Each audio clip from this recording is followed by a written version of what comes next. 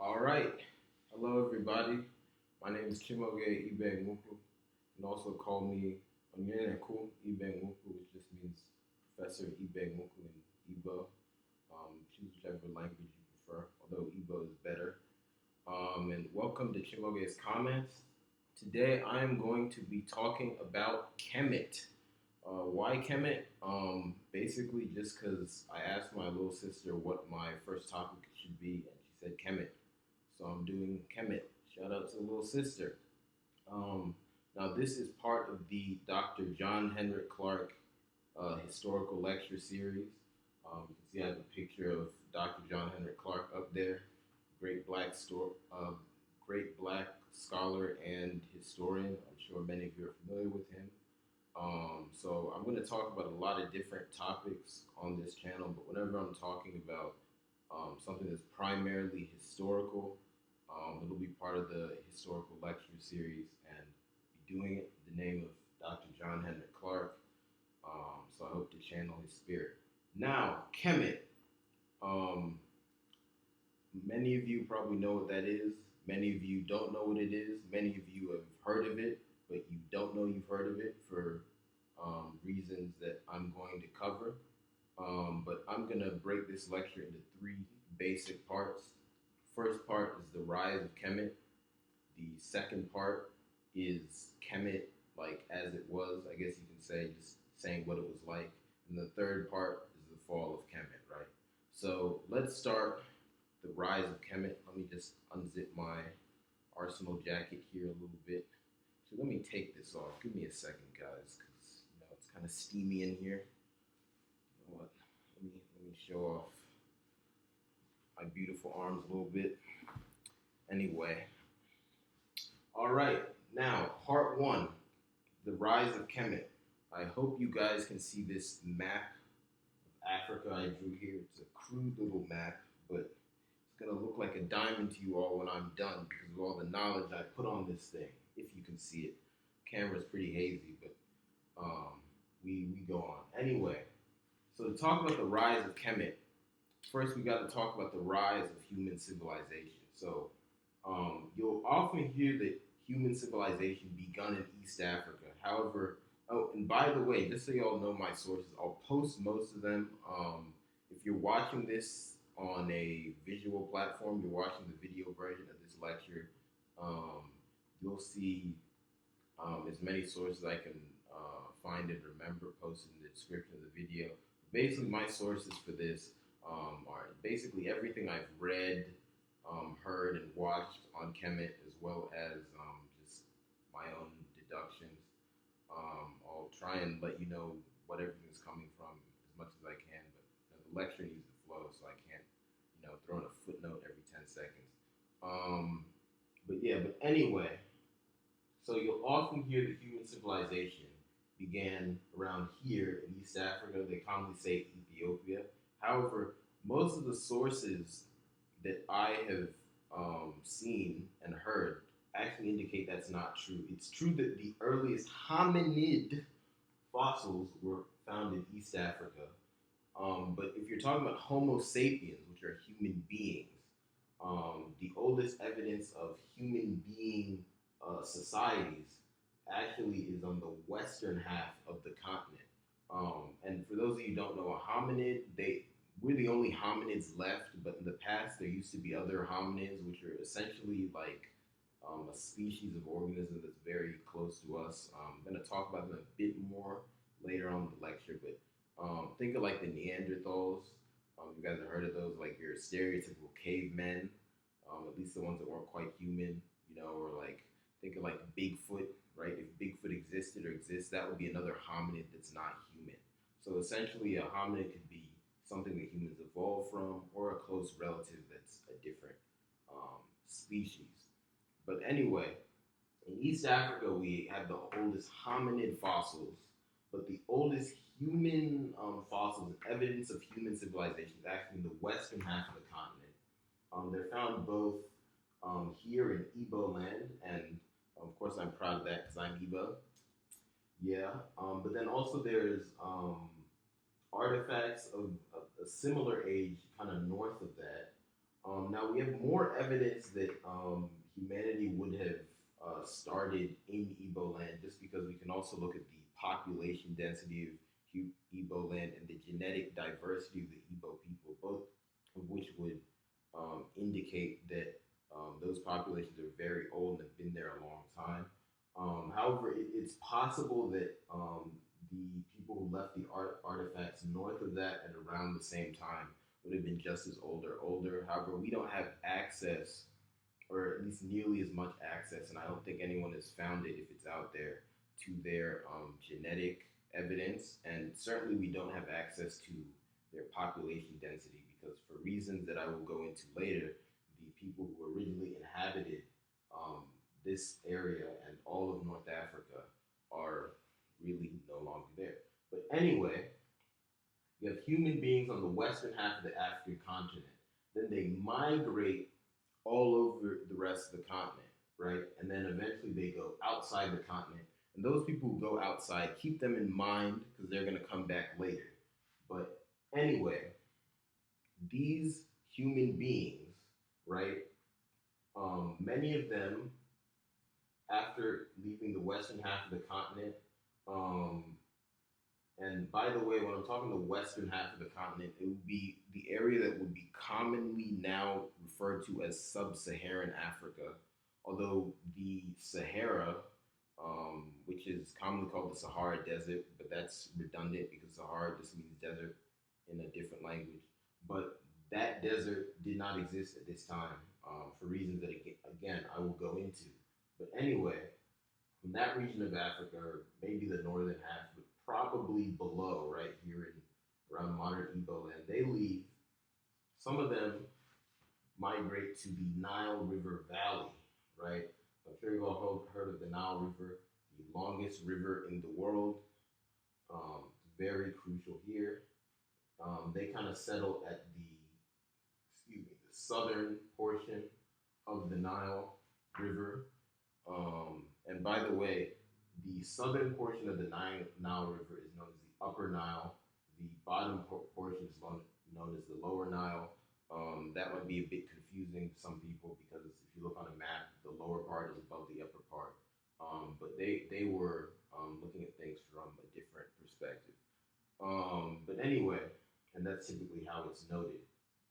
But anyway, they settle in the Lower Nile, but gradually they go down the Nile, or the Upper Nile rather. Gradually they go down the Nile until they've populated around the whole thing on the up to the Lower Nile, and this is what is commonly referred to as the Nile Valley culture, right? And this wasn't just one civilization. There wasn't just one country or one political structure here. There are many different peoples that settled along here, but they did have a generally common genetic um, origin and common cultural similarities, which is why they're commonly just referred to as the Nile Valley culture.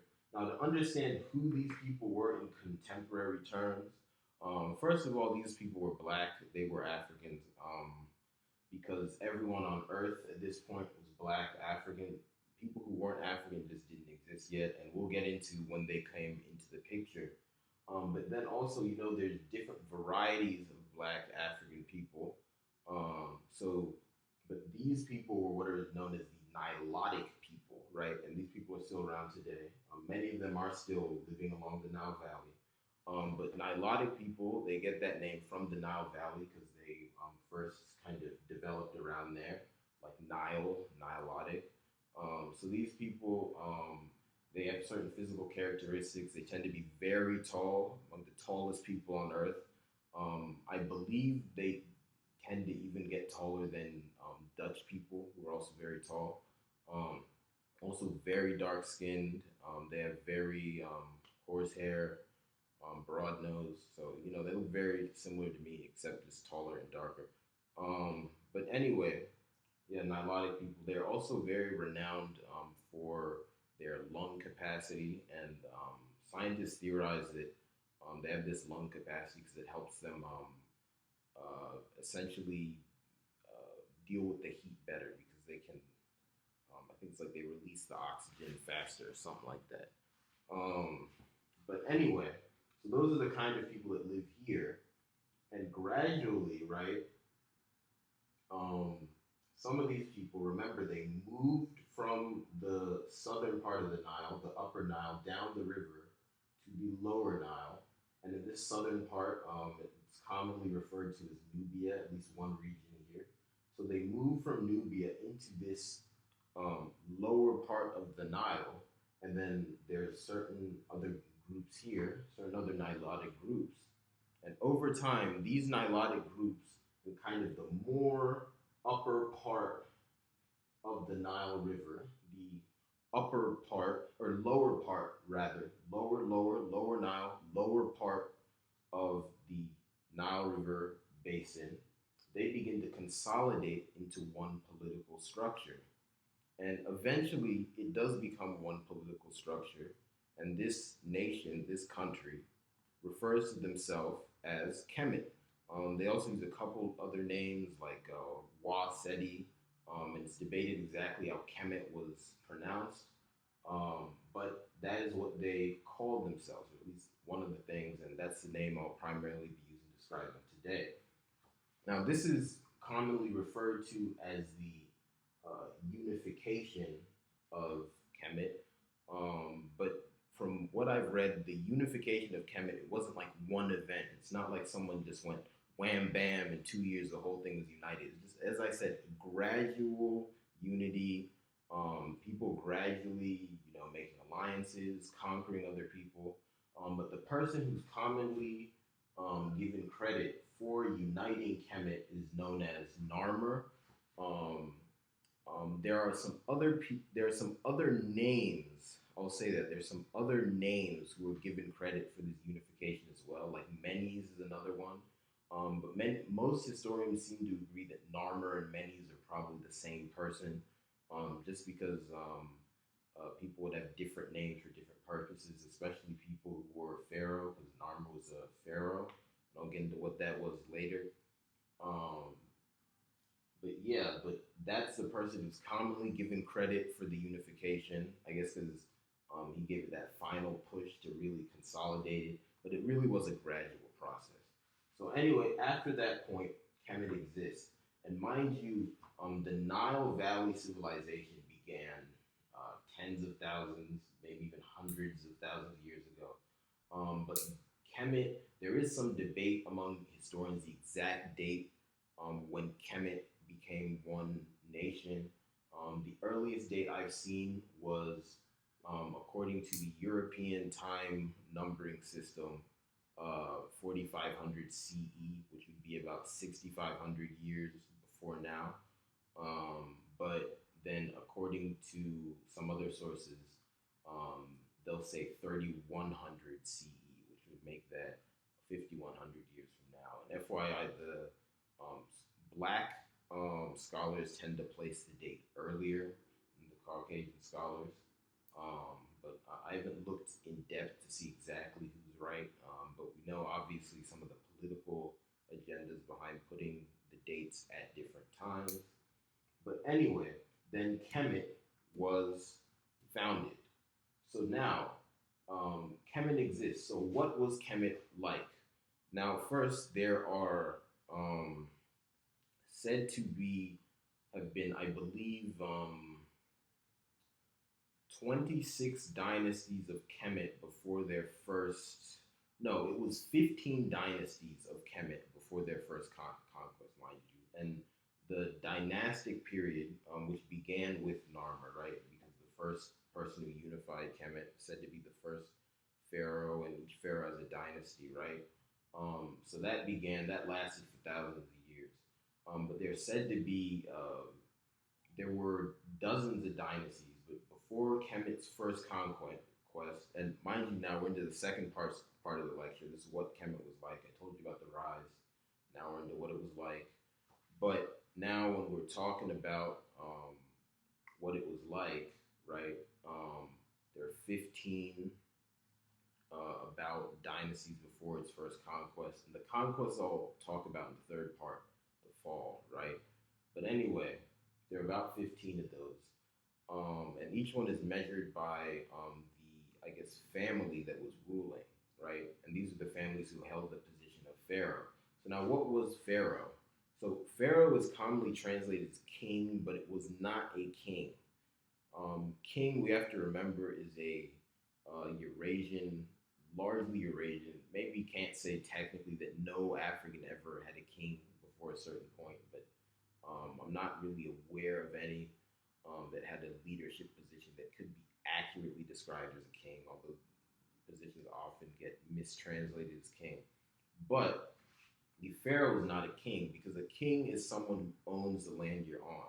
So, like for example, the um, historical kings of England literally owned England. England was like their backyard, but then they had the grace to allow the other human beings who they had, beat over the head to get the right to that land to live on the land. That's why to this day, the queen, who's obviously the descendant of those kings, is known as her grace because she's just so nice for letting people exist. But anyway, that is not what was going on in Kemet.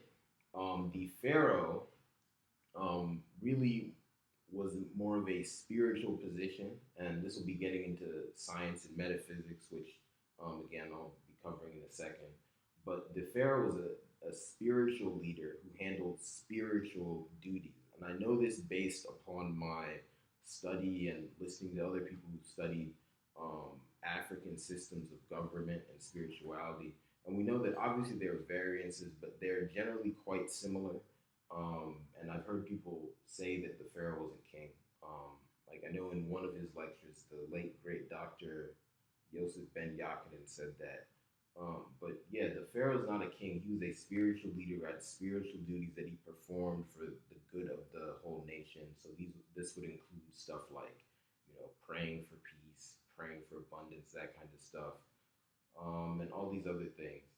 And so yeah, that's what he was. He's commonly cited as the leader of Egypt, but based upon what I can infer from how African societies were generally structured, um, this was not autocratic rule. It's not like I don't know, the pharaoh walks down the street and just bosses everyone around, tells them what to do.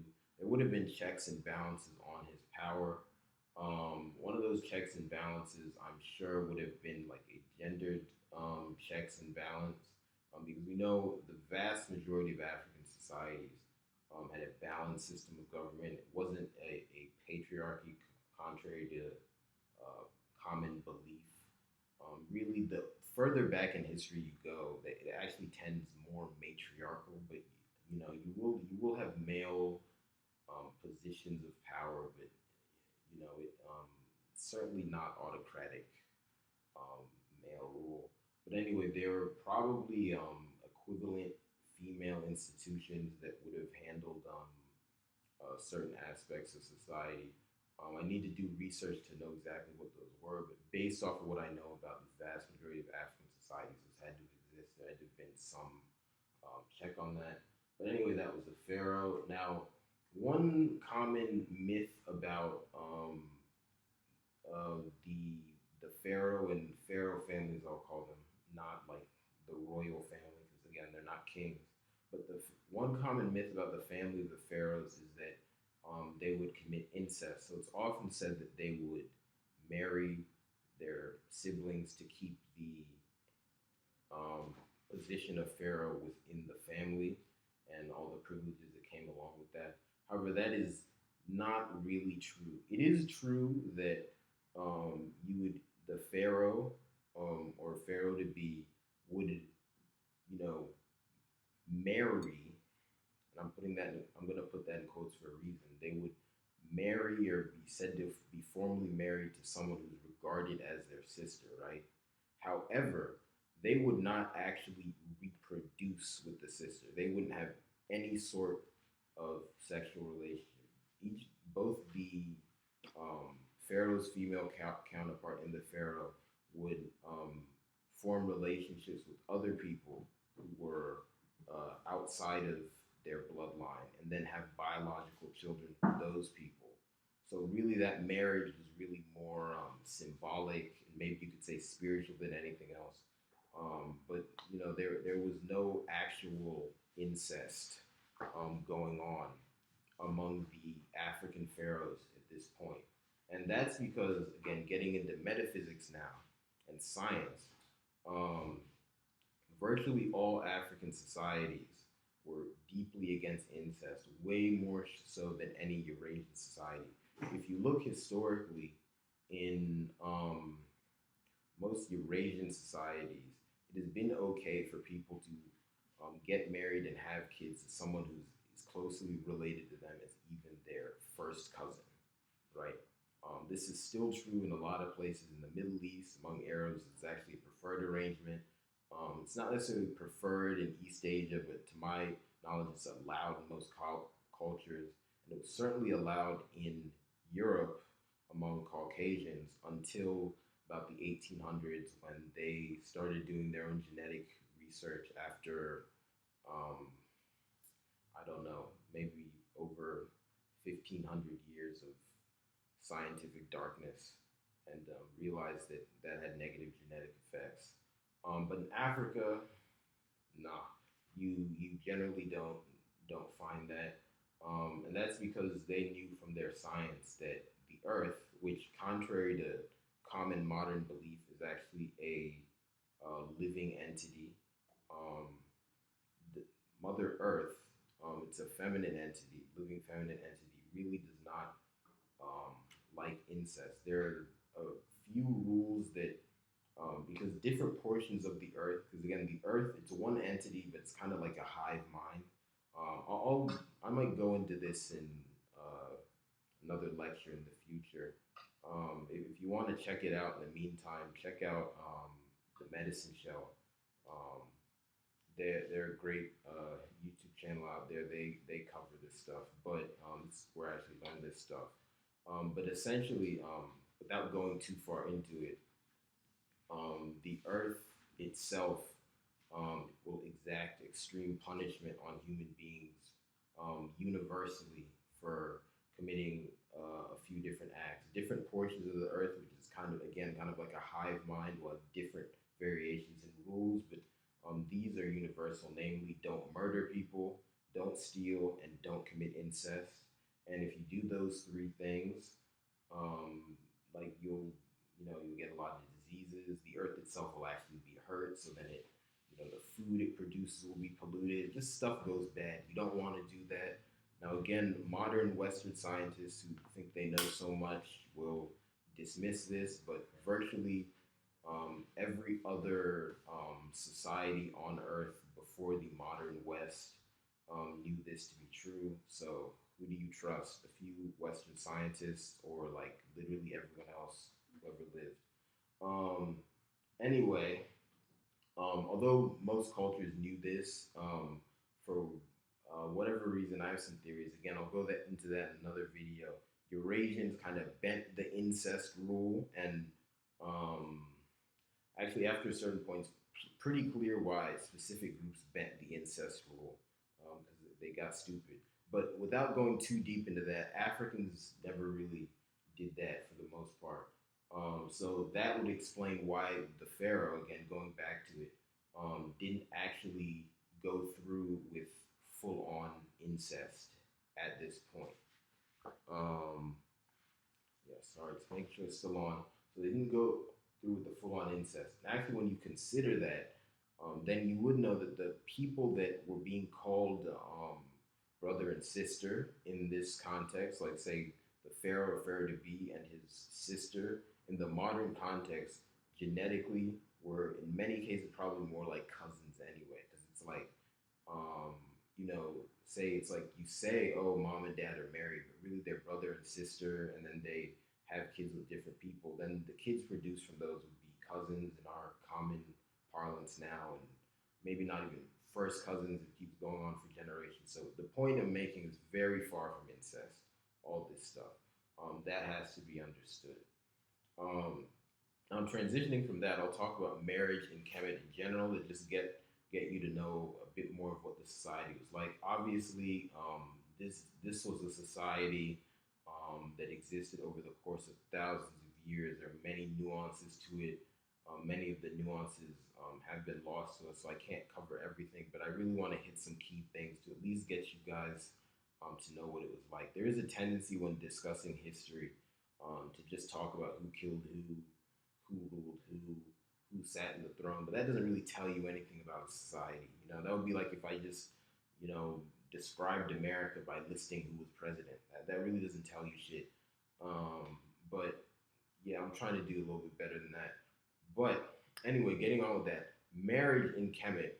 So Kemet was in terms of marriage, and that's a key caveat. In terms of marriage, was a monogamous society. Many other African societies after this, we'll see polygamy. We'll even see some polygyny or polyandry, rather, multiple husbands. But here it was, generally speaking, one husband, one wife. That was the norm. Why was that different than the other African societies? It's not necessarily because they were against non-monogamy as a principle, and I'll say more on that in a second. But essentially, there wasn't as much of a need for multiple marriage because when you see multiple marriage becoming widespread in other societies, it's generally because there's a population imbalance. So, like in, for example, Western Africa, during the era of the so-called slave trade, really a war of enslavement.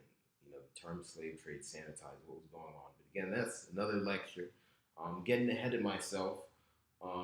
But anyway, in West Africa during that period, because so many men were taken as slaves, there are less men than women, so then you have to get multiple marriages going to make sure every woman has a wife. That's just an example. But that hadn't yet happened in Kemet. So one man, one woman getting married. And the primary purpose of marriage was said to be having kids. Marriage would be done with the consultation of the two families, and they would think about joining their line together. Um, but it was primarily about having kids. They didn't really have fancy marriage ceremonies. People were said to be married once the woman entered the man's house. So the man was the one who provided the house, the woman came into it. This is mirrored in other African societies. For example, traditionally in Igbo society, that's said to be how it was. And again, that is because metaphysically, without getting too deep into it, but according to the spiritual science and metaphysics that Africans were aware of, the role of masculine energy, because it's a force that exists in the universe, manifests in human beings as testosterone, is to provide protection from, I guess, physical danger, you can say. So it's like a protective wall in that way. And the role of feminine energy is to kind of, essentially give life and happiness and create things. So it's like you have to. So the masculine energy is like the wall, and the feminine energy is like you could say like the valuable plant that will sprout inside the wall and produce fruit, right? That's kind of the metaphor generally. And even though both men and women have masculine energy, men tend to have more masculine energy, women tend to have more feminine energy. So generally speaking, that's why that role would end up like that. Um, and again, this is not to say that gender roles were hard in Kemet. I don't believe they had like hard gender roles, probably flexible, but there were general gendered ways in which things would proceed, and I'll explain that in a second. But basically, so the woman, once she came into the man's house, they're said to be married. So it's like all these modern day people where they just move in together without a wedding. In ancient Kemet, people would have just been like, "Oh, you're married, right?" That's what happened. So then they would get married and have kids. Now, a lot of people in the modern day, I've seen many scholars look at this arrangement and go, "Okay, they didn't marry for love. Marrying for love is a European concept." And some people even go further than that and say, "Oh, we should start doing this. We need to start arranging our marriage," because a lot of these marriages were arranged. And fuck your happiness, fuck your love, stop reading love stories. Just I don't know, have kids and take antidepressants, whatever. But I believe, based off my own analysis, that was not really an accurate representation of how the ancient Kemetians viewed marriage and their philosophy behind it. Because if you look at Kemetian society, there's a lot of artwork and proverbs, literature that talked about the importance of a man loving his wife, how beautiful love was, and things like that. So, and then on top of that, we have to understand that again, these people were working from an African metaphysical framework. And according to African spiritual science and metaphysics, a person does best when they follow the path that is laid out by their truest desires. Let me say it like that without getting too deep into it. So there's such a thing as like superficial desires, things that will get you confused, but like everyone is brought into the world to live life in a certain way, to live a certain truth, to live in a certain state of being.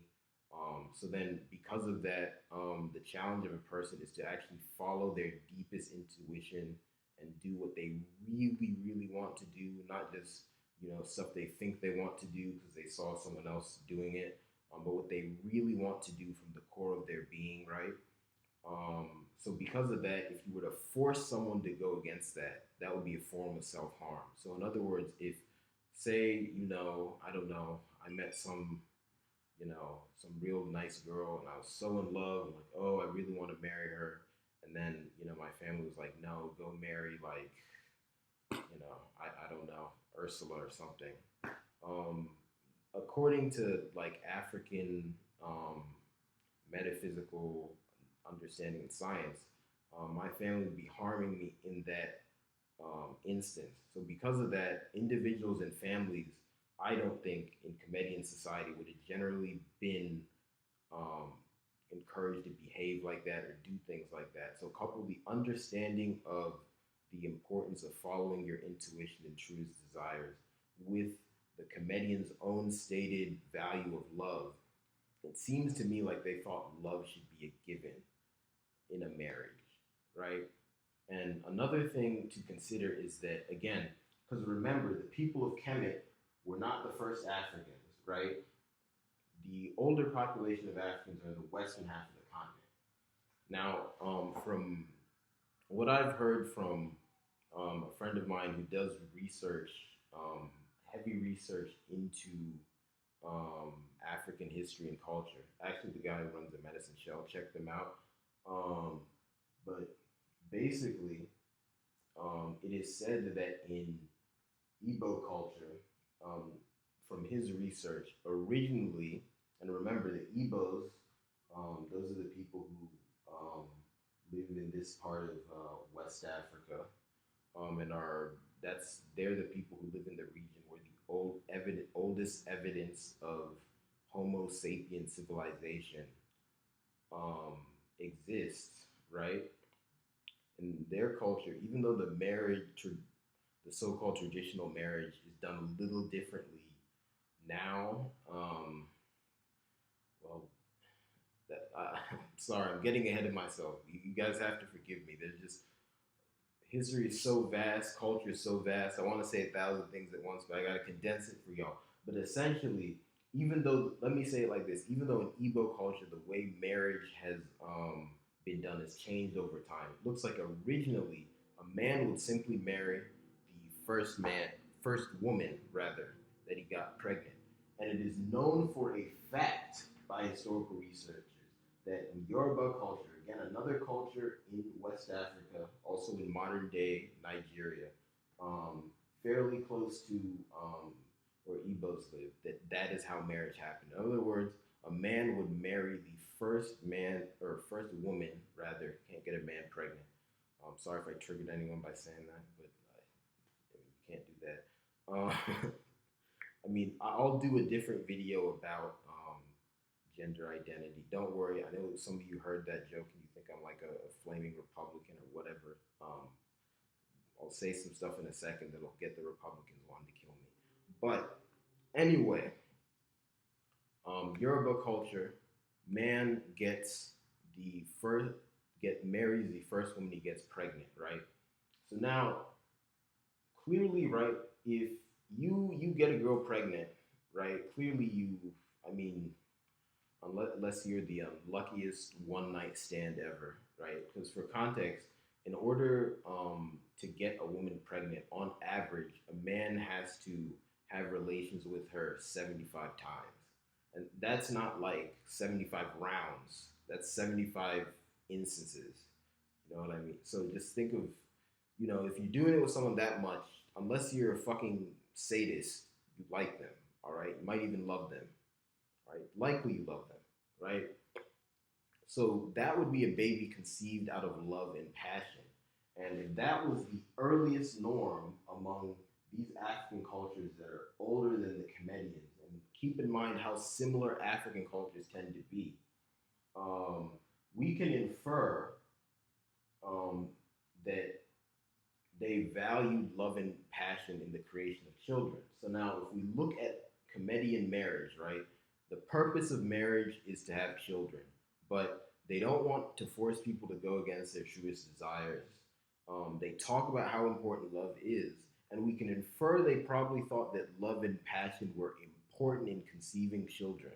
And I do want to do more research on this, but that love and passion point, the stuff I just told you about in some cultures, how marriage was originally done by just marrying a man marrying the first woman he got pregnant, makes me think that Africans of the past believed that a child conceived out of love and passion would generally be healthier than one conceived in a different arrangement.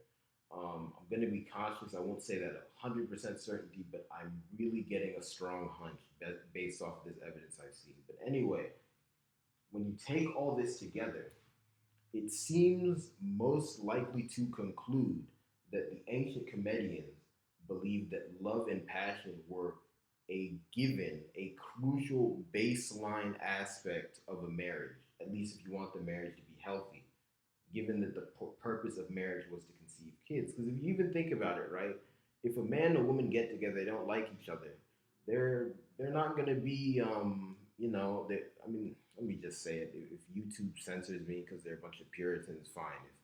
If a man and a woman get married but they don't like each other, they're not attracted, he thinks her breath smells, he thinks he's a pig, whatever, they're not going to be having a lot of sex, probably not going to be conceiving a lot of children if they even conceive anyone at all. You know what I mean? So when you put all that together, I don't think it would be accurate to say that the ancient Comedians didn't value love and that love wasn't viewed as a crucial component of marriage. It just seems that they understood that if you want to conceive kids as easily and healthier and as healthily as possible, love and passion is a baseline requirement for that. So, yeah, I think I would encourage my fellow scholars to reevaluate how they view and analyze marriage among the people of ancient Kemet and the implications of that for our people today. But anyway, that's not necessarily to say that there weren't any just loveless marriages. Obviously, these are human beings; things happen, but I don't think that was a preferred norm. Now, on to the issue of sexual monogamy. Just because the marriages were monogamous, that doesn't necessarily mean that the people were sexually monogamous. Because again, marriage was for having kids, but it wasn't. There was no hard rule like there is in most modern societies that you couldn't have a relationship with anyone outside of marriage. Now, I haven't seen any sources that say exactly how common that would have been. Maybe most people did have monogamous relationships, but maybe they didn't. And I can conclude that a lot of them probably didn't, because even now in modern society, some people do that. That's getting more popular, and this is in a society where that is generally, um, forbidden, or at least it's a cultural taboo. But you can't really find any law or writing or widespread cultural norm saying that like sexual monogamy was a must in Kemet. And that's how it was in most of the world before the rise of Christianity and Islam, really. And Christianity and Islam were not even, um, they weren't even sperm cells at this point, if you know what I'm saying. So yeah, there's that. Then also on the issue of sexuality and gender identity, just want to round out, I guess um, I guess you would call it the gender and sexuality aspect of Canadian society before I talk about certain other aspects of it. Um, just because marriage is for having kids, but that doesn't necessarily mean that um, relationships outside of marriage are bad. Doesn't even necessarily mean that having kids outside of marriage was bad. I don't know if I haven't. I'd have to do some research, but I haven't seen anything saying they categorically thought that was bad either. But it's just marriage would have been the marriage as an institution was for having kids, and they wanted everyone to get married, right? That's essentially their, have kids, reproduce, get the society to continue policy. Because again, if you go into African scientific understanding and metaphysics, um, and I'll go deeper into this in a bit, but essentially, having kids is very important in order to continue the line of a family, in order to ensure that a person and the members of their family could continue to reincarnate because they believed in reincarnation. So that was very important. So that's why that was a big deal. But anyway, I say all that to say, marriage had that purpose, but that doesn't mean that they viewed marriage as excluding certain other things that it excludes now. So on the issue of sexuality, just because men and women like marriage was only between men and women in Kemet doesn't necessarily mean that people couldn't have same sex relationships. Because again, you could have a relationship outside of marriage, and there is no um, law or anything like that in Kemetian society that said that same sex relations were bad. And again, that was a normal thing in most societies before the rise of Christianity and Islam. So we can only assume that that was done committing society as well. I know a lot of people want to kill me for saying that, but the facts just are what they are. Um, and then also there's even further potential, at least evidence for that. There was a pharaoh and another high class individual who were buried together, and these were both male, in the manner of lovers, and they were depicted in a painting, kind of like caressing each other. I believe the motion they did symbolized a kiss. Now, it's not 100% certain they were lovers. Maybe they meant something else, but it really looks like they were. So to use an analogy, it's like, if you were to take a picture of me, I don't know, like hugging some other dude while lying on a bed, yeah, you don't have 100% proof that like we were gay and that we were like dating or whatever. That's I mean that it would look pretty. That would be some pretty good evidence. You know what I mean? Straight anyway, but not to say there's anything wrong with anyone like that. Anyway, I'm just illustrating a point. Okay, I hope you all get what I'm saying. I'm just trying to get you guys a flavor of what this society was like.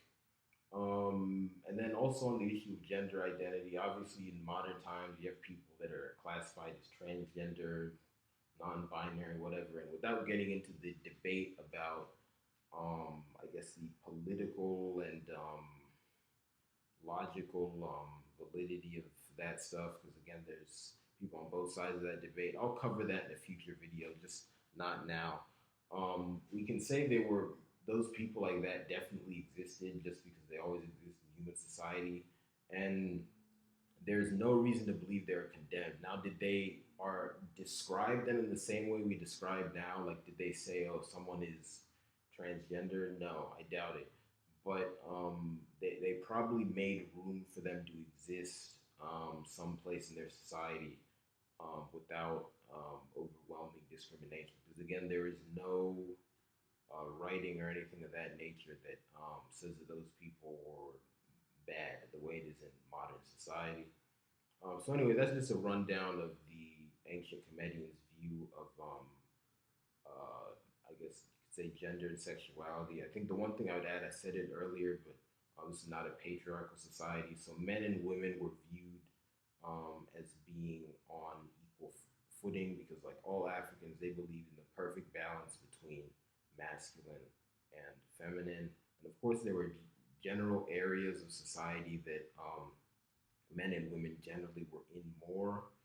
To my knowledge, that would have mirrored most African societies. So, for example, I think that the military would have been primarily male, and then the market would have been primarily female. That's how it would be in most African societies.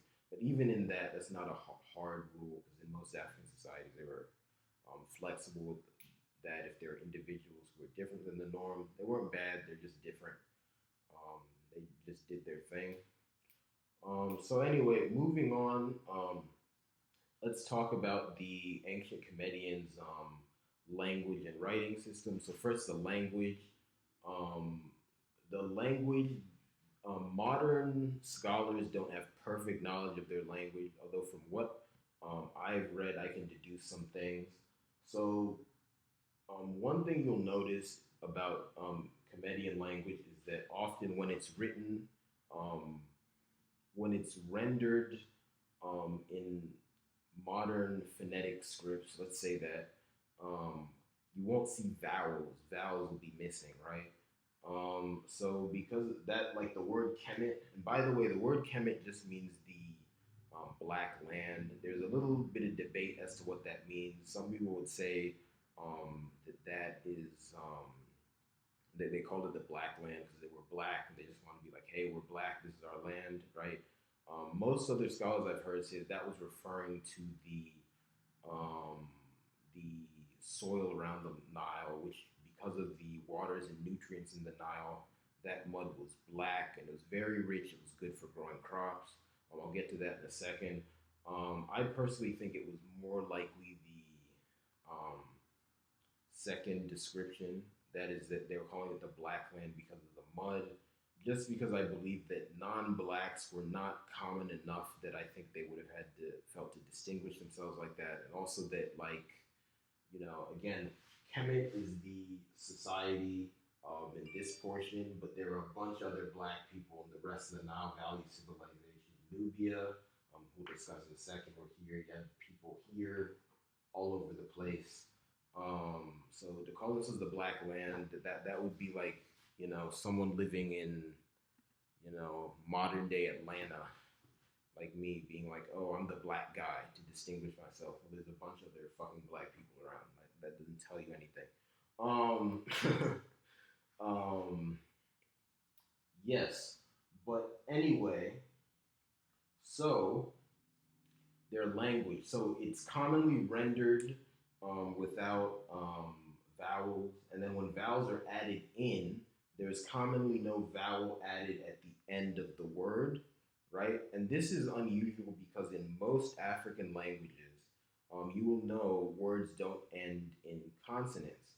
Now, I've heard someone theorize that it doesn't end, that currently, when modern scholars render the language, they don't render it as ending in a consonant or in a vowel because they want to make it seem like it's un-African. Either that or they misunderstand it. And they've theorized that Kemet probably had some other vowel on the end, like, I don't know, maybe an E, so maybe they really say Kemete just because that's how African languages generally go.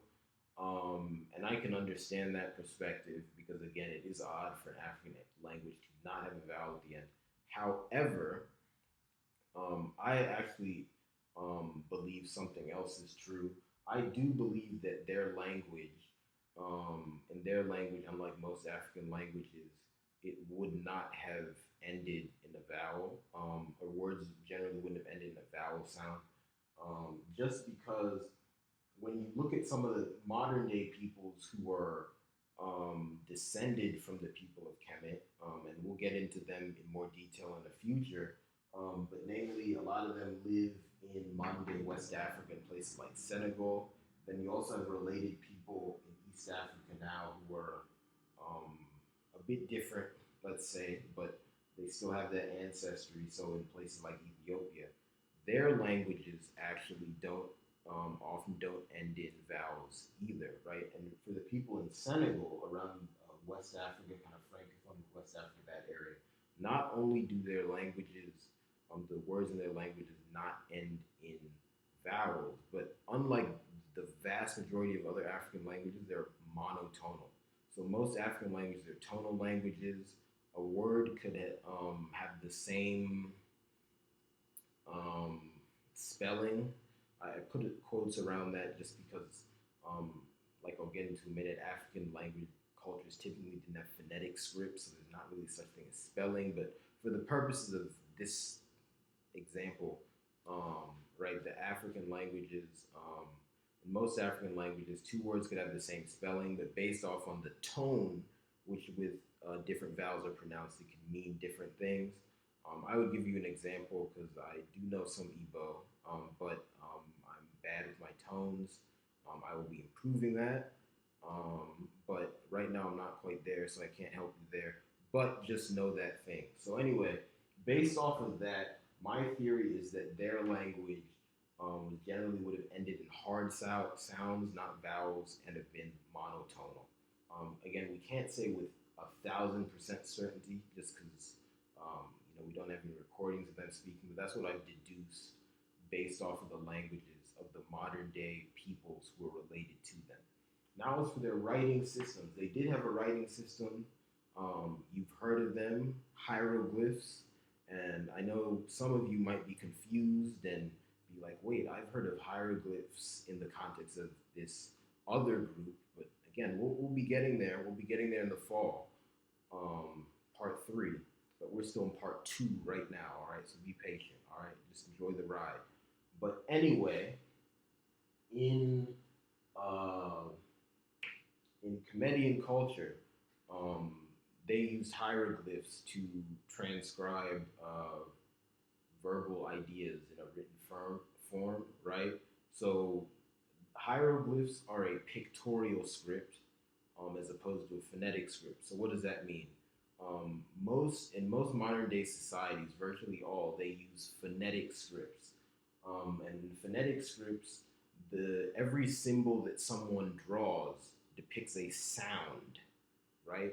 But in a pictorial script, every symbol that someone draws depicts an idea, all right? And that's why in pictorial scripts, again, pictorial, they kind of, the writing looks more like actual pictures. So if you want to write bird in a pictorial script, you draw a symbol that actually kind of looks like a bird. Whereas in, say, English, right, English writing, which is a phonetic script, you would write BIRD, and someone reads that and goes bird, bird, and then they know what you're saying. But in a pictorial script, you would have just looked at that and then gone, oh, bird. And that's not to, of course, in the pictorial script, not any bird-like picture means bird, and you can make different variations on things to connote slightly different ideas, but nonetheless, you know what something is saying based upon. Hello? All right, sorry, now I'm back. But anyway, like I was saying, let me make sure my volume is up. My volume's up. All right, good. We're going. So, like I was saying, anyway, before my brief technological interruption there, in Kemet they had a pictorial script, and a pictorial script you can tell what symbols mean based upon what they resemble, right? So they're like slightly adjusted pictures. Now, there are a few things we got to remember about this pictorial script. The first one, and then I say this based upon my knowledge of other pictorial scripts in Africa, because the big thing is that these pictorial scripts are very characteristic of African culture. The phonetic scripts that we're all familiar with now are really more characteristic of Eurasian culture, but in Africa, typically, it's often said that Africans didn't have writing systems before Europeans came and saved us. That is, um, I would say that's false. However, most the writing systems we had don't fit most people's image of a writing system because they were pictorial scripts. An example of this would be Insibidi and Uli. In West Africa, it's used among the Igbo people, or those are two writing systems, and I'll get into the implications of that in a minute. It's used among the Igbo people, Bibio people, Efik people, and South in kind of the eastern part of West Africa and northern part of Central Africa, right? So you have those pictorial scripts. You have similar scripts all over. Basically, well, I won't say that, but many, I'm probably going to say most African groups had pictorial scripts like that. So the Kemetians' pictorial script was simply another iteration of that. With the pictorial script, what you have to remember, one key thing to remember, is that they likely had several versions of it.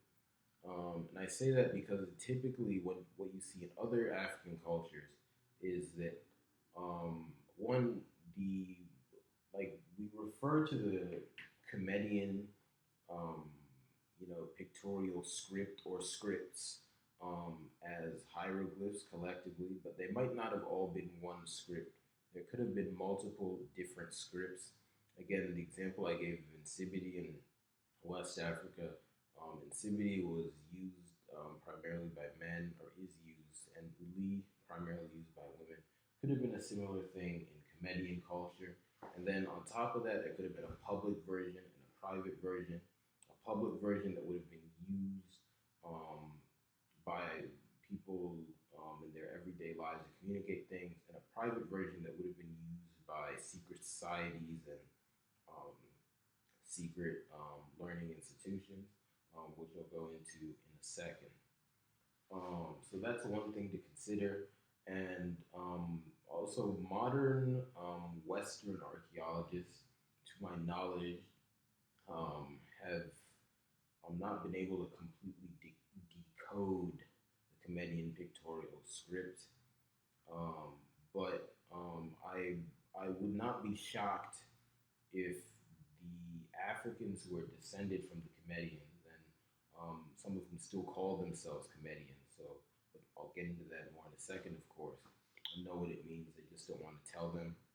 Partly, maybe they just don't want to tell outsiders, and also partly as part of that even internal secret society thing I'm talking about that you see in most African cultures. The other thing to keep in mind is that the pictorial script likely allowed comedians to communicate with other peoples around them who didn't speak the same language. Because again, what you see with other pictorial scripts in West Africa is that because they depict ideas and not sounds in a specific language, you can have two people who speak a different language can communicate using the pictorial script.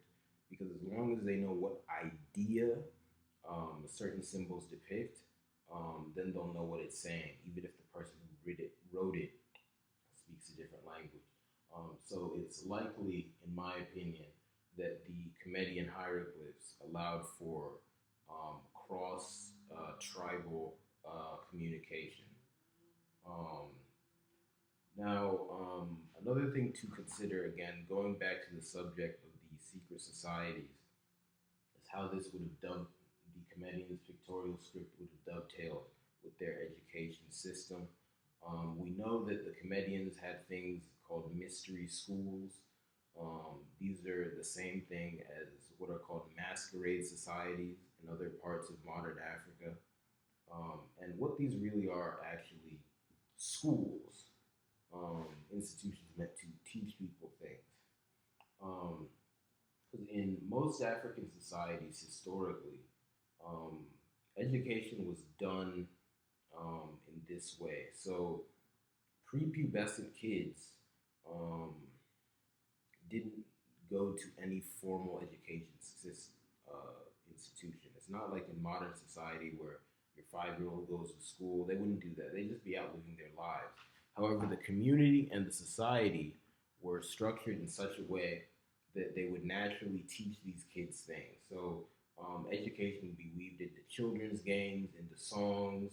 Um, there would be traditions where older kids would come and tell stories to younger kids, and the stories are fun, but they actually would contain a lot of knowledge.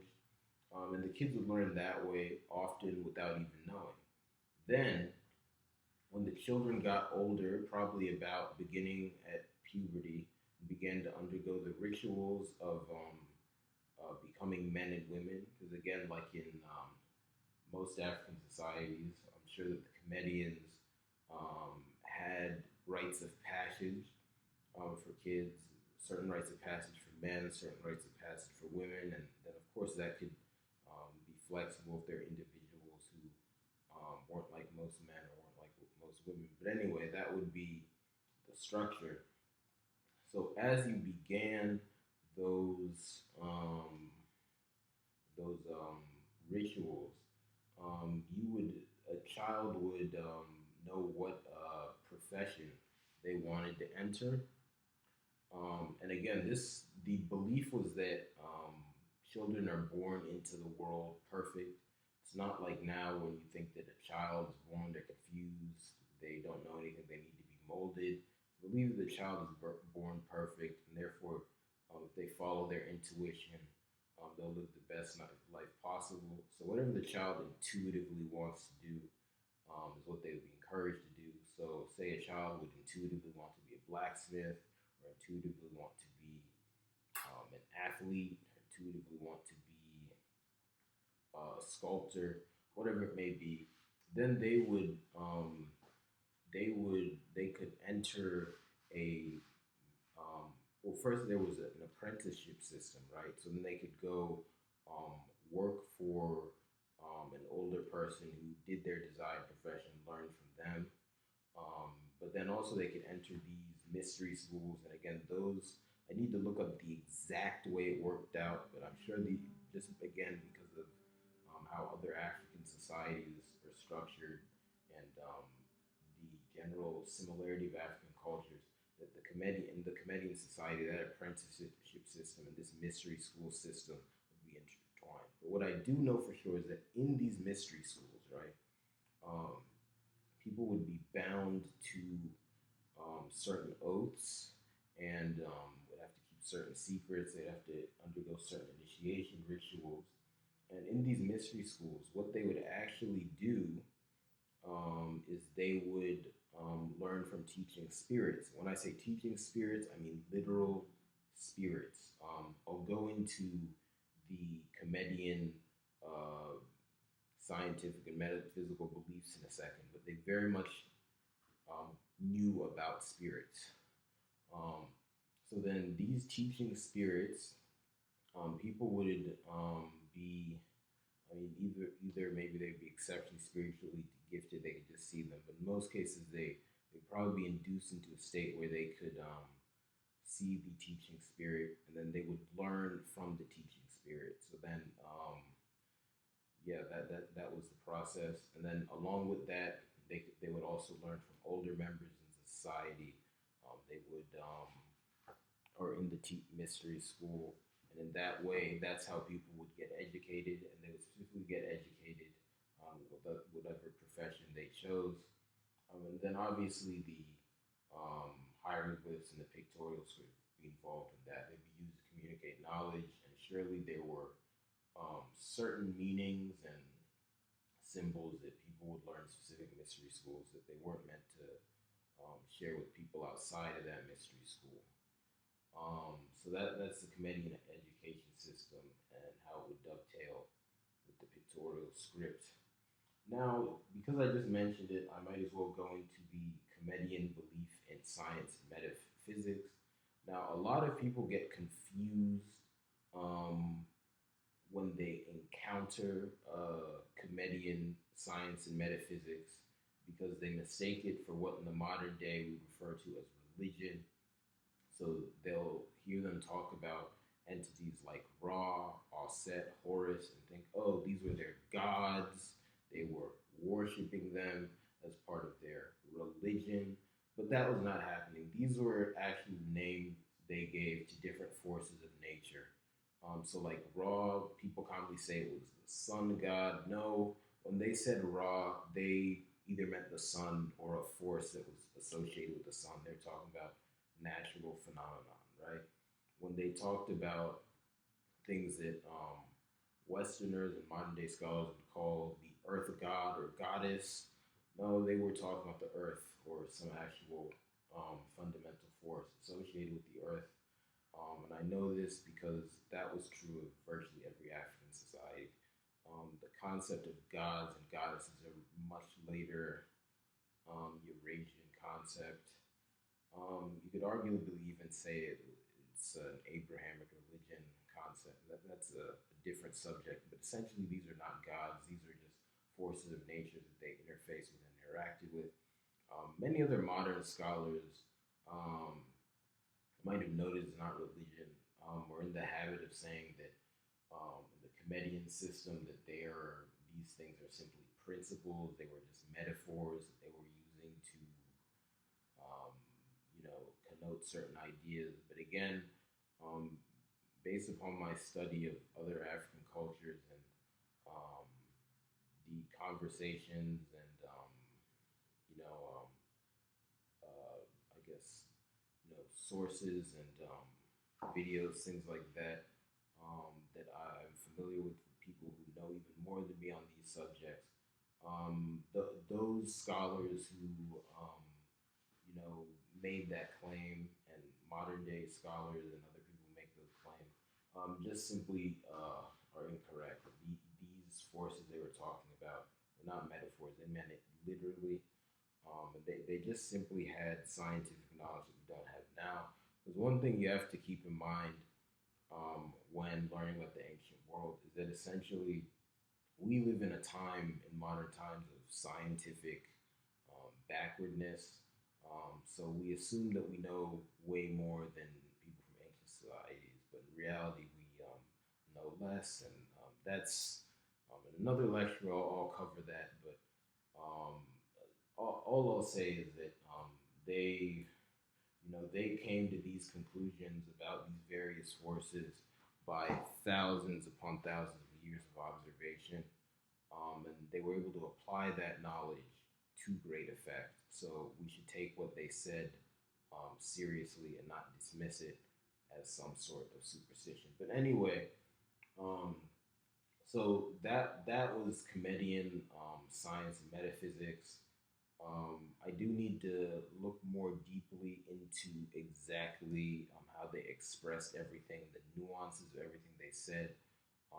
But based upon what I've heard from people who studied it and my knowledge of other African cultures and knowledge of the similarity, I can confidently say um, that they were describing fundamental forces of nature, and they would have also believed in things like um, reincarnation, um, you know, divine masculine, divine feminine energy, things of that nature, and they've applied that. And they applied that to all aspects of their life, obviously, but I think one of the most famous areas they applied it to was medicine. Um, in the West, we're often taught um, that what's his name? That oath. Hippocrates, this Greek dude, was the father of medicine. However, in Hippocrates' own writings, he said that he was a child of Imhotep, and Imhotep is regarded as the uh, father of Kemetian medicine, right? And healing, and also other scientific subjects. Now, I do have my questions about. Now, I think Imhotep certainly existed. I have my questions about whether or not Imhotep was a human being. Because again, going back to the subjects of the mystery schools and a conversation I recently had with someone who researches ancient societies. The teaching spirits in these mystery schools were often named and get mistaken for human beings in um, modern scholars. Like for example, this person told me that Socrates, the supposed famous Greek philosopher, is actually a teaching spirit that people communed with in a mystery school in Greece. So because Imhotep was credited with so much, I'd have to look into it, but I wouldn't be surprised if maybe Imhotep if not a great human being. But anyway, the point is whether they came through it by purely human hands or they had help from a teaching spirit. Um, the Comedians had great knowledge of medicine. They also had great knowledge of astrology. Um, they had extensive knowledge of mathematics, um, which of course they used to build the pyramids. And of course, the pyramids, what the Comedians are most famous for, the structures still are in their homeland today. These are, of course, tombs for their pharaohs. But based upon my research and my what I've read of other people's research, those things also likely serve to channel the creative first force of the earth, um, because all things in the world have a creative force. In Igbo, it's known as Omumu. I don't know what the Comedians would have called it, but since they were scientifically advanced, they would have recognized this. And essentially, those kind of pyramid structures are usually made to channel that creative force. So I highly suspect, based off what I've heard from other people who've researched this, that the pyramids they built not only would have served as a tomb, but also would have been meant to channel the creative force of the earth for some purpose. Maybe that just generally enhanced the, the creativity of the people, um, the health of their crops, whatever it may be. Um, but nonetheless, that looks like what that also was. But going back to mathematics, you would have had to have extensive knowledge of mathematics and architecture, obviously, to pull that kind of thing off. Um, it's often said that the pyramids were built using slaves. That might have been true, because there was slavery in Comedian society. However, it wasn't, um, as widespread as what you would see in later Eurasian dominated societies. But there was some slavery, forced labor. Um, but I've also heard from some sources that it wouldn't have been slave labor. Not sure. I'd have to look into that. But nonetheless, whether or not it was built by fortunate or unfortunate means, it clearly displayed their intellectual um, prowess.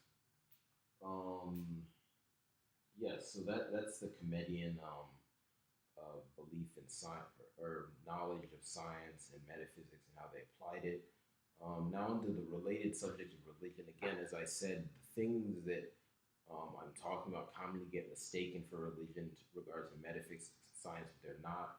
In regards to religion, Kemetic society was generally not a religious society, because the concept of religion generally was not um, it was just not practiced, might not have even been known about, because historically you could debate whether or not religion as a concept had even entered the human world at this point or not.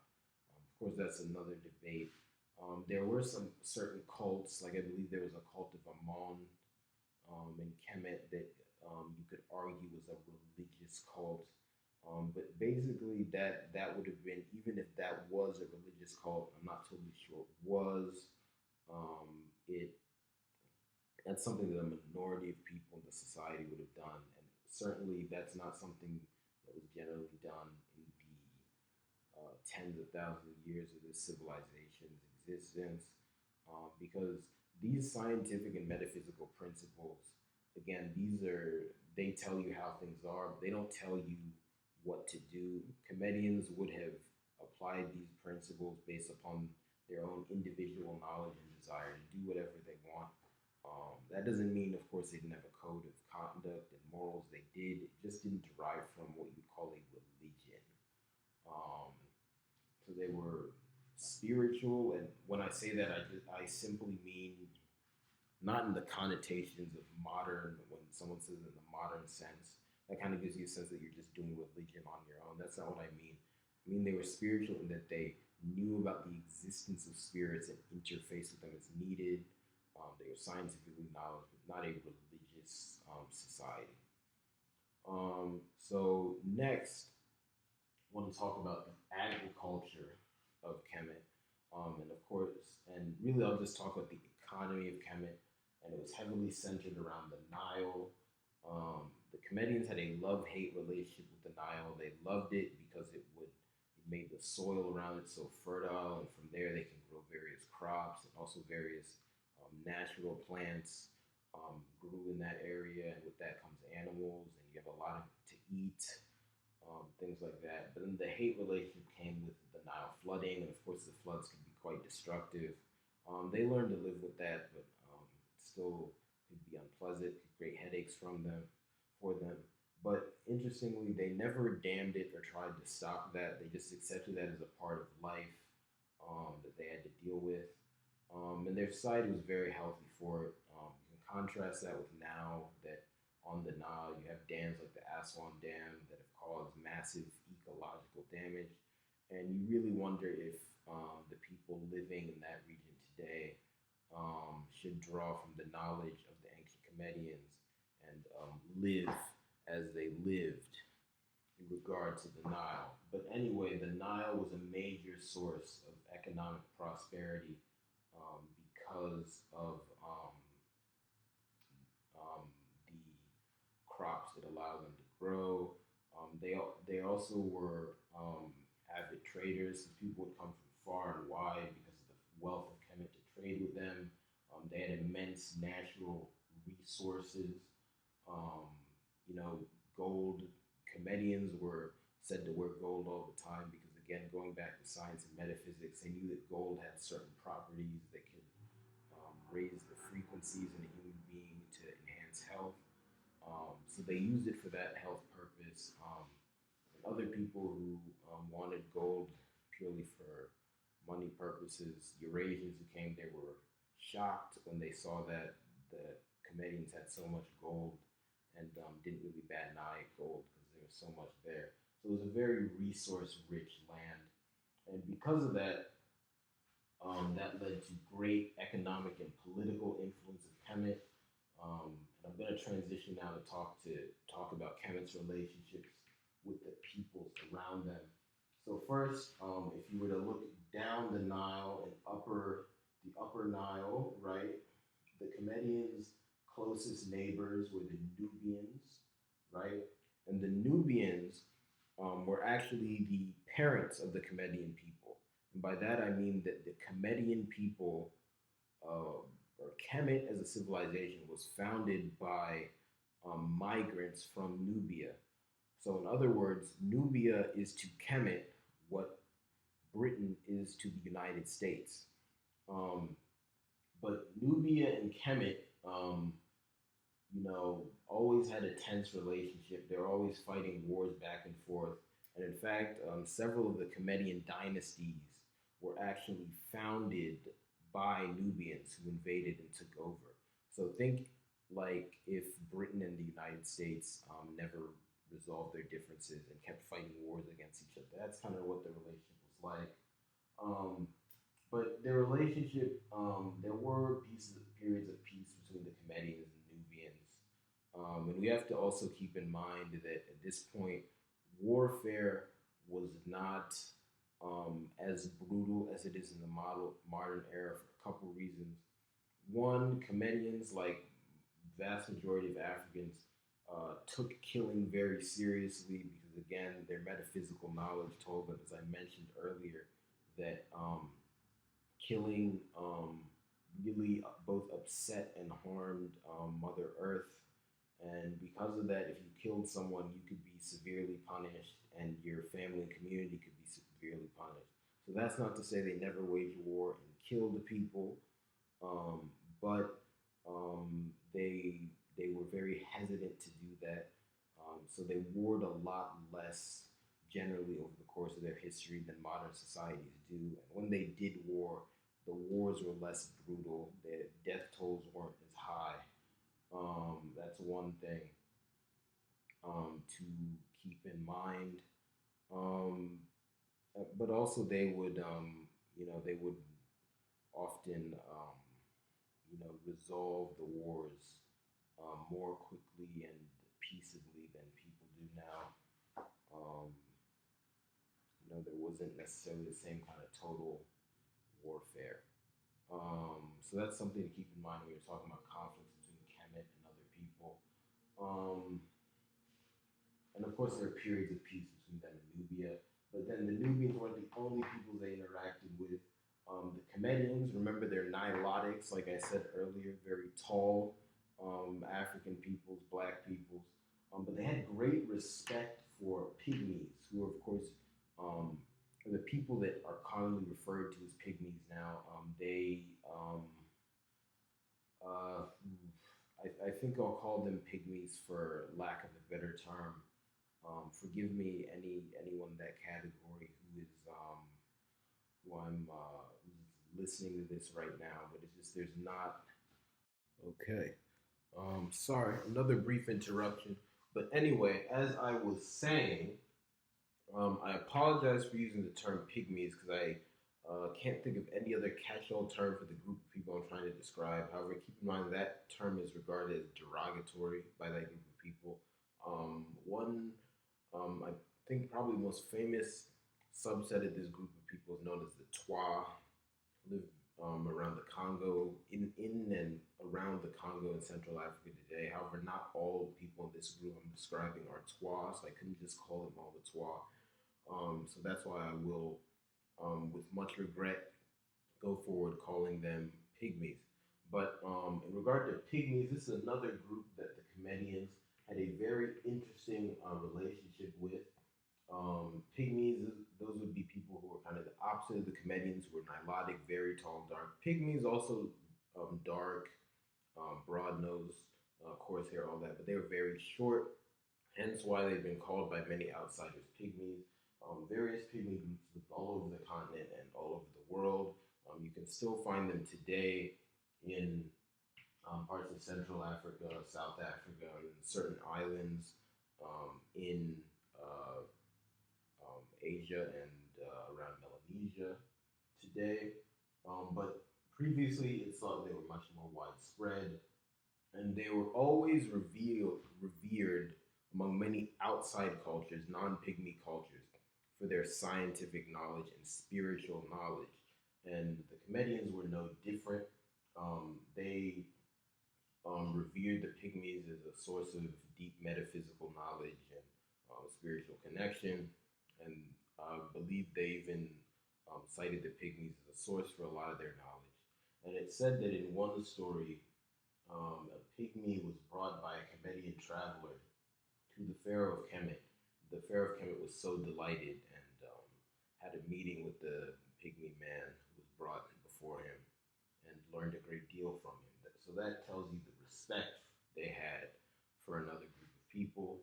And of course, we have to remember there are various other African peoples who lived to their west and to their east on North Africa, and especially in this region, which is now the Sahara. It was not yet the Sahara for most of Kemetian history. There were lush areas of vegetation, trees, some forests in this area. It was a very fertile area. Lots of peoples lived in here and traded and interacted with the Kemetians.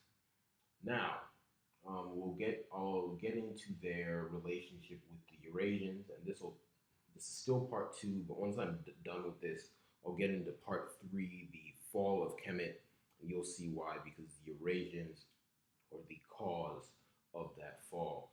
Now, defining who the Eurasians are is a complicated subject. Although intuitively everyone knows who they are. That's just anyone who's not black. Commonly, you'll hear subsets of them called white people, East Asians, West Asians, or more commonly, the most famous subset of that is Arabs, but not all West Asians are Arabs. But nonetheless, right, people are more likely to know those names and think of them as separate races, which they are, but those races are all subsets of a larger race called the Eurasian race, who have a common ancestry and history. And again, I'll be getting into the exact nature of what it means to be a Eurasian in a future lecture on race itself, and probably also lectures on the nature of racism and other such things. But for now, just know that a Eurasian is essentially someone who is of mixed lineage, part African, which is just the general Homo sapien uh, lineage, and then part other hominid. So all pure Homo sapiens are African. Like Homo sapiens, in short, are Africans. However, the non-Africans are that we call human beings today, and some do debate whether we should call them human beings. And I don't mean that pejoratively. That's simply a scientific, um, question. But these non-Africans that are commonly referred to as human beings are really a mix of human beings and non-human hominids. So like Neanderthals, Denisovans, and the like. Those mixtures have given them a different phenotype from Africans. They're all lighter than Africans, have straighter hair, thinner lips, thinner noses, things of that nature. So anyway, those are the Eurasians. And the important thing to know about the Eurasians is that they are extremely violent, bloodthirsty, and desire to have a greater desire to dominate and oppress other people than Africans do.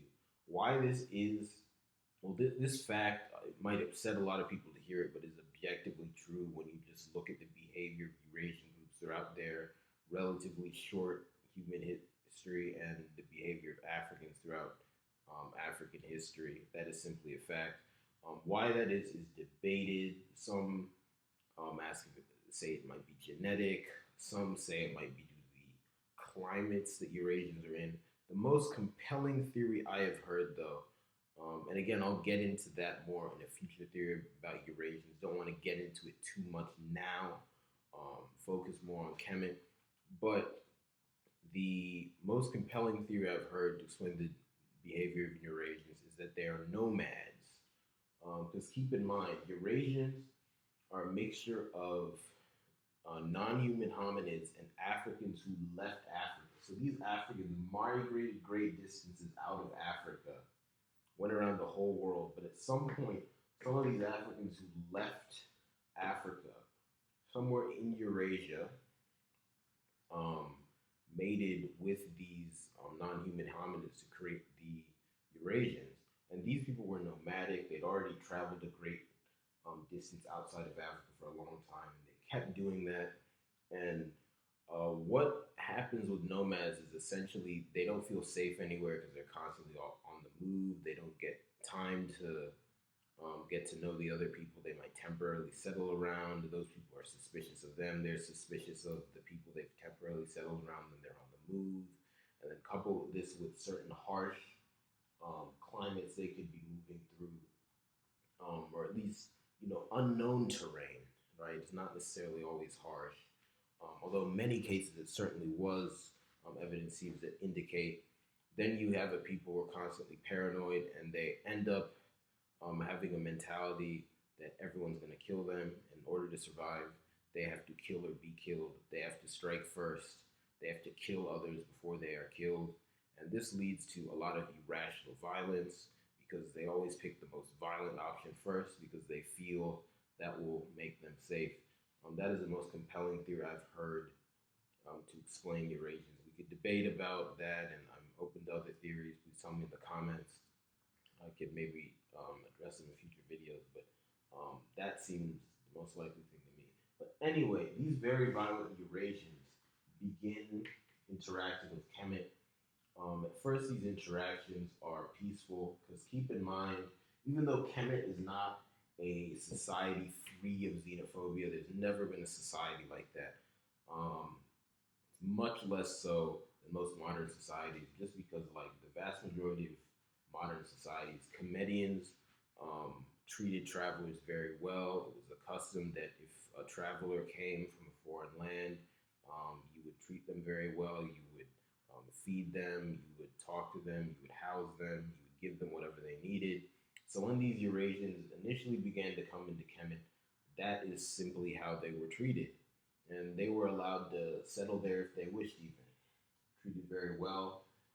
Then also various other Eurasian groups settled in, sorry, settled in Europe, which is up here. Then here's the so-called Middle East here, but they settled in uh, Europe, which is up here across the Mediterranean from Kemet, really not that far. And they begin trading with Kemet. Kemet even at some point went and conquered some of these other Eurasian groups. So again, you could already see some tension. Some of these Eurasian groups who lived in what is now the so-called Middle East, as well as modern day Greece. It's even said they might have conquered what is now modern Italy. And the reasons for this are disputed. Um, some say this is just pure, um, desire for more resources, power, land. Others say that this is a defensive conquest because the Eurasians, because remember, as the Eurasians migrate and settle in these regions after millennia of being nomads, they push other Africans out. They kill a lot of these other Africans. Those other Africans start migrating, settling in Kemet, other parts of the Nile Valley and beyond. And that trend is going to continue. Watch that, because I'll come back to that phenomenon later. So some say that Kemet conquered these lands in order to regain sovereignty of these lands for other Africans, to allow their African brothers and sisters to resettle or stay there. That's debated. I need to look more into that to see exactly which theory I most believe. My gut tells me it might have been a mix. Um, just because certainly there was aggression from Eurasians against other African groups in those areas.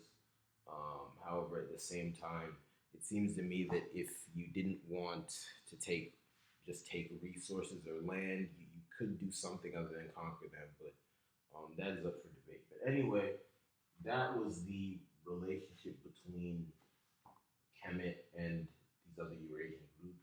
But it should be noted that they taught these Eurasian groups a lot, and these other Eurasian groups admired them a lot, right? And this is why Kemet, to this day, is the African civilization most admired by Europeans.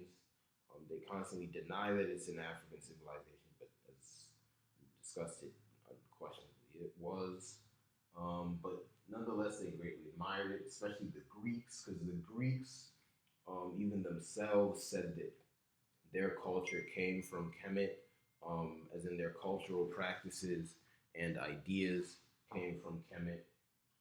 They even got the idea of the mystery schools from Kemet, so that's where you get a lot of these Greek mystery schools, and that's where you get thinkers like Plato and learn from, of course, the spirit Socrates, who is, commonly regarded as a a human being, because people in the modern day dismiss and misunderstand spirituality.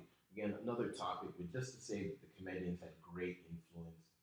Um, Greeks would come to Kemet to learn, and they learned a lot. They didn't. It's commonly said they didn't understand everything they learned. For example, they didn't completely understand Kemetian astrology. It is said.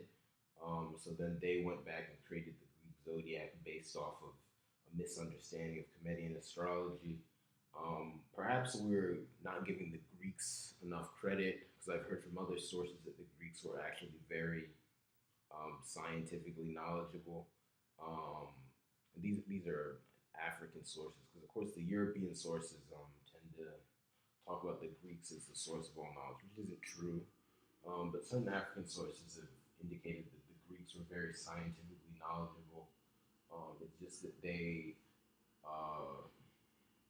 essentially they get misunderstood because of modern misunderstandings of metaphysics and spirituality.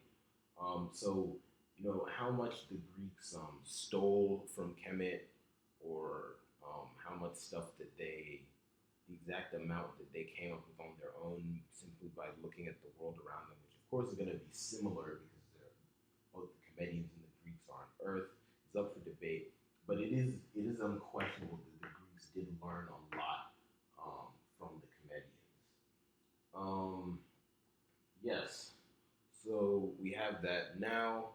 I think it is appropriate that we come to the last and unfortunately sad part of the story thus far, part three, the fall of Kemet. So the fall of Kemet really begins with the invasions of the Hyksos, a Eurasian group that took over in around the 1600 CE, according to the Caucasian year numbering system. So that would be about 3,600 years ago, more than that, about like 1650 something CE. This was significant because these were the first non-Africans to occupy Kemet, as in to seize power. Because as we said, other Africans had invaded Kemet, and in fact, at the time, what's going to end up happening is that the last African sovereign dynasty of Kemet is actually going to be composed of Nubians who invaded from the south, right? But and that'll happen after this. I'll get into that in a second. But here, the Hyksos, who some say were what we classify now as white, were white because even if they weren't classified as white before, it's the same people we're talking about. Some say they were white. Some say they were Western Asians, kind of like Arab-looking people. Some say they were East Asians. We don't know exactly which branch of the Eurasian family the Hyksos came from, but they were Eurasians. They invaded, and they impressed the people of Kemet for, I believe, about 100 years before the Kemetians successfully rebelled and threw them out.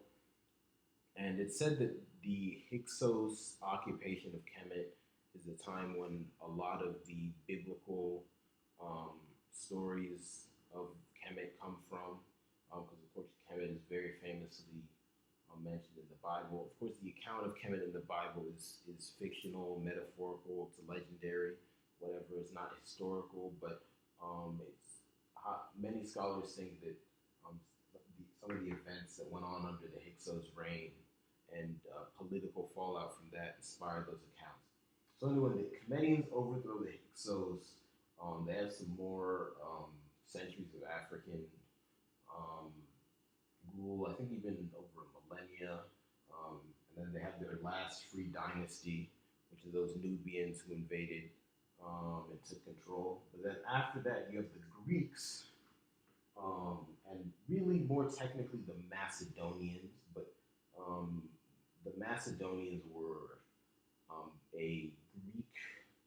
It's debatable whether or not they were Greek, but they're commonly regarded as how do I explain? They're a Greek adjacent group, let's say that, but they commonly wanted to be called Greek, and they flew the flag of Hellenic culture. So then the Greeks came and invaded Kemet under the leadership of Alexander the so-called Great, who of course was a Macedonian. And they were brutal. They likely burnt down the Library of Alexandria. Dr. John Henrik Clarke, in one of his lectures, said it's possible the Library of Alexandria didn't exist, and maybe it was a metaphor for something else, or that it was a different type of institution. But nonetheless, if it did exist, they burnt it down, and he certainly destroyed a lot of other books. A lot of knowledge was lost under Alexander the Great's reign. And there's a funny story that comes out of that era when Alexander, who's in his early 30s, went up to a Kemetian, commonly be said like priests, but they're not priests, these are scientists. He went up to a Kemetian scientist and asked him a question, something he wanted to know. So then the Kemetian scientist asked Alexander how old he was. Alexander responded that he was like 32. So then the Kemetian scientist turned to another person and said, "Tell this boy to come back in 40 years when he'll be smart enough to ask me a question that I might want to answer. So again, that just goes to indicate the scientific superiority of the Kemetians over these Eurasian invaders.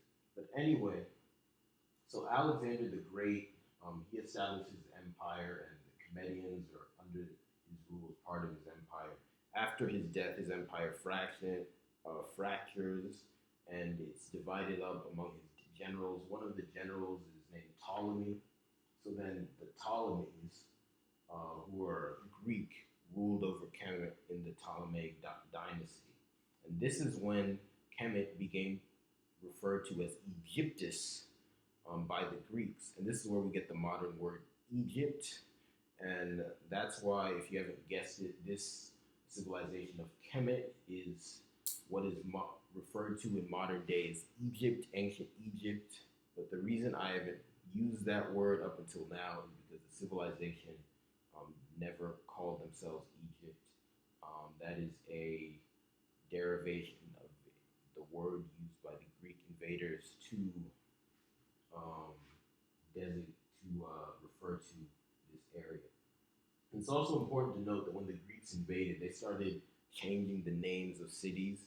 And unfortunately, these are a lot of the names we know now. So things like, for example, names like Thebes. The city of Thebes was not called Thebes by the Kemetians. That they had their own name for it. But they changed a lot of names. This is a project of cultural imperialism. But anyway, the Greeks ruled for a few centuries. But then after them came the Romans, and I talked about how irrationally violent Eurasians are, but the Romans, well, first of all, Eurasians are irrationally violent.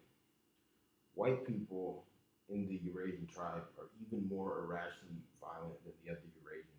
Then the Romans were even more irrationally violent than other white people. So the Romans were just a bunch of fucking psychopaths. They're commonly lauded in modern times because of, white supremacist propaganda. And it's quite funny because a lot of the white people who are kind of on top now, their groups were also brutalized by the Romans, right? So, people like the modern day English, Germans, French, these Germanic people were really just absolutely brutalized beyond belief by the Romans.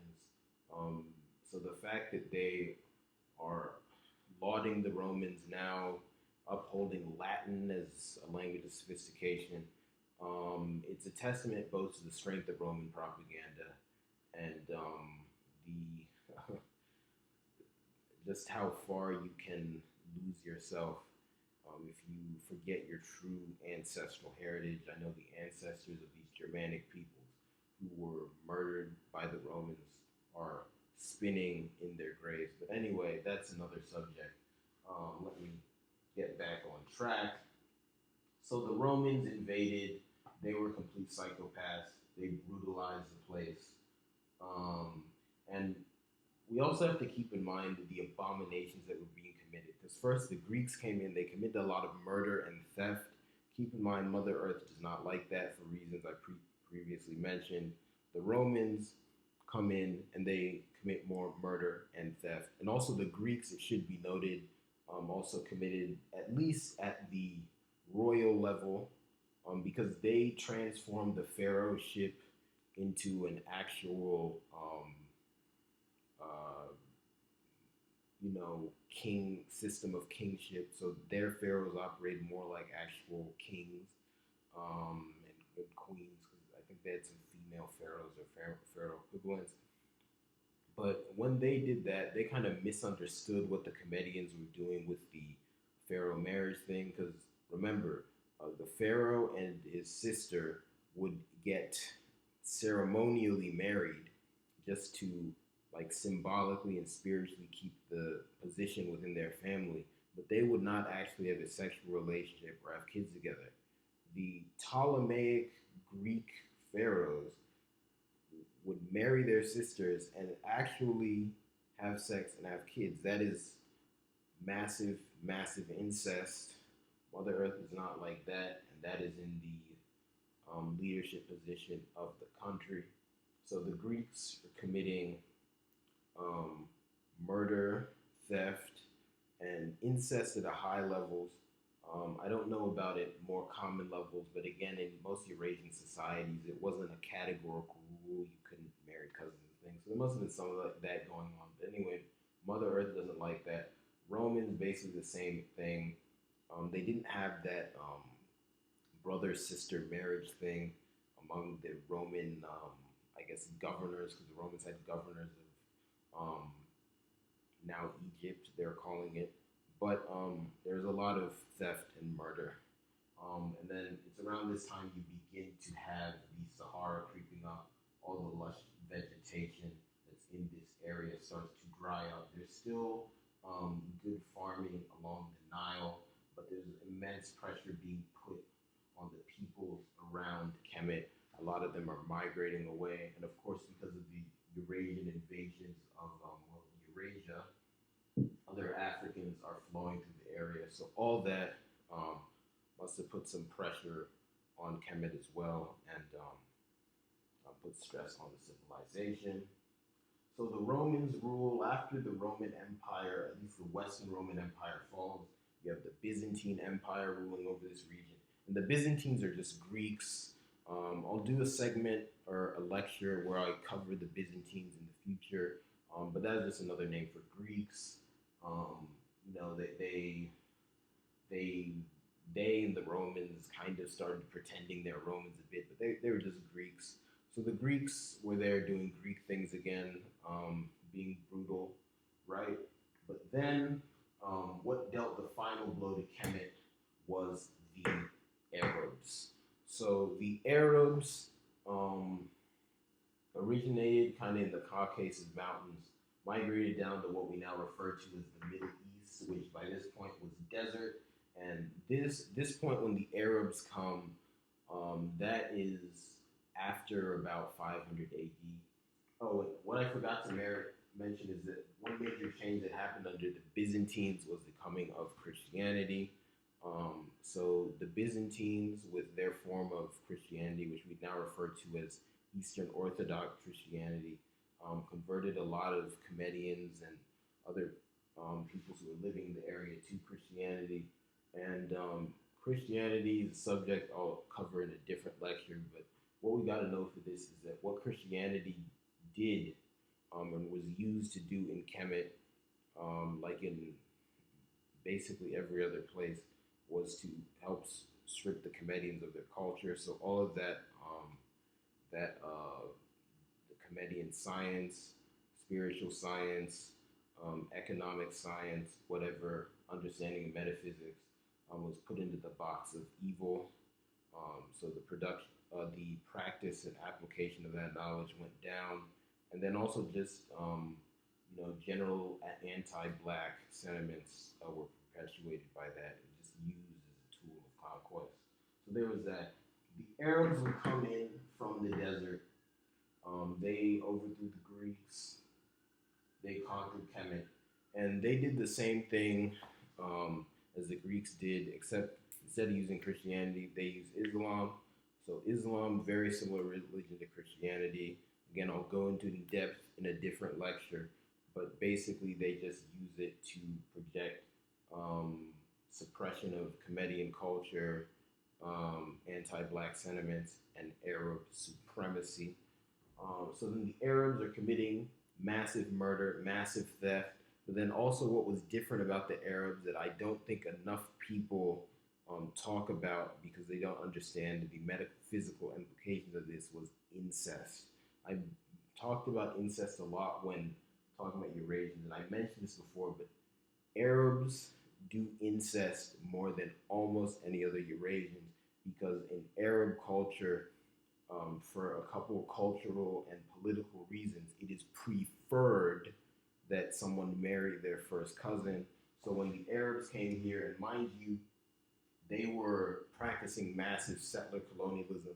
So lots of Arabs coming in to live in Kemet, now referred to as Egypt, and literally killing Africans and then forcing Africans to flee, right? They're practicing incest all over the place. So you have murder, theft, incest, on top of all the murder and theft and a bit of incest that the white people committed beforehand. This had a drastic effect on the land. People always debate why the Sahara came to be.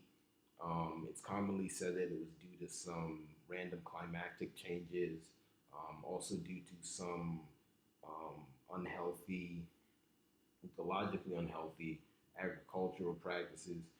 These might have been factors, and perhaps it could have even started a bit before these Eurasian invasions, although I haven't heard much of that. But it really happened most during the Eurasian invasions, and especially after the coming of the Arabs. The desert basically swallows up that whole place. Um, and I think the certainly the murder and theft, but also the incest on top of that, that's really going to damage the earth, cause all sorts of spiritual pollution, and cause the earth to dry up and not be producing the kinds of goods and foods that it would when it's a healthy state. So I really think that again the amount of abominations that the Eurasians committed, and especially the Arabs towards the end, wreaked ecological havoc on the native land of the Kemetians and the other Africans in this area, which is why the Sahara Desert is so big and it's continuing to expand today. And it is interesting to note that below the Sahara, you have virtually no large Arab populations. So I mean, that there might be other factors, but I think that is good evidence that the behavior of the Arabs is a big factor. Um, anyway, so at this point, the Arab settler colony is expanding. It goes all over North Africa. The Kemetians, like all these other people, largely have to flee the area because the Arabs are killing them, forcibly pushing them out, stealing their property. They're also practicing sexual genocide. And what sexual genocide is, and I'll cover that in depth in another lecture. But what sexual genocide is when essentially you get a member of the race that you want to wipe out to mate with a member of your race. They create a biracial child. Then that biracial child mates with another member of your race, create a quarter racial child, and they keep going and going and going until eventually the gene of the race you want to wipe out leaves the population. Because after a certain point, it is possible to lose the gene of one of your ancestors completely because on a genetic basis, you don't inherit genes equally from both parents necessarily. So that keeps happening. You inherit 60 from one, 40 from the other, that type of thing over generations. If someone is like 1% African and then, they only inherit, they only pass on 40% of their genes to a child, the child might not get that 1%. And then, so that's sexual genocide in its most, obviously, a dark subject, but in its most successful guys, that's what's happened. But in less successful guys of sexual genocide, the descendants of these sexual genocide practices will retain some of the targeted DNA, but not very much. And you see that in North Africa now because you have large populations of Arabs who are clearly mostly Eurasian by their features, but they will have some curly hair, maybe a little tan skin, maybe the nose a little broader than other Arabs. So you can tell they have a little bit of African DNA. And given the history, that makes it pretty clear that sexual genocide was also practiced by the Arabs. But anyway, at this point, um, this takes us to about um, 700, the 700 CE, according to the uh, Caucasian year numbering system, which is under 1600 years from previous from now. And by this point, they're not this Kemet is just called Egypt, and the population is virtually all Arab. There are still some native Kemetians there, but they're in a severe minority, and horribly oppressed. And unfortunately, that situation continues to this day. And that is the story of the fall of Kemet. The descendants of Kemet still live all over Africa because they went to East and Southern Africa. Many went to West Africa, and then of course some do live in still in Kemet now. Some live south of that, down the Nile Valley, modern day Sudan, South Sudan, and those people. Come on, man.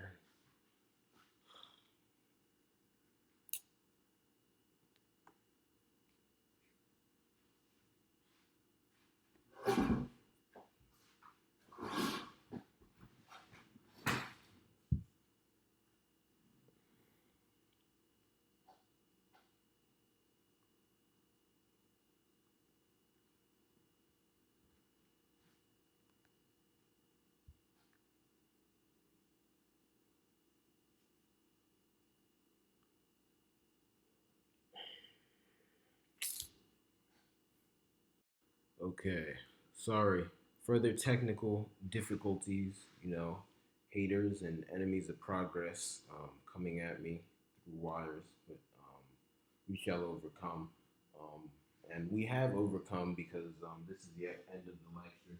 I finished talking about the fall of Kemet, and now Kemet today is overrun with Arab settler colonialists, um, and it's being called a new name, Egypt.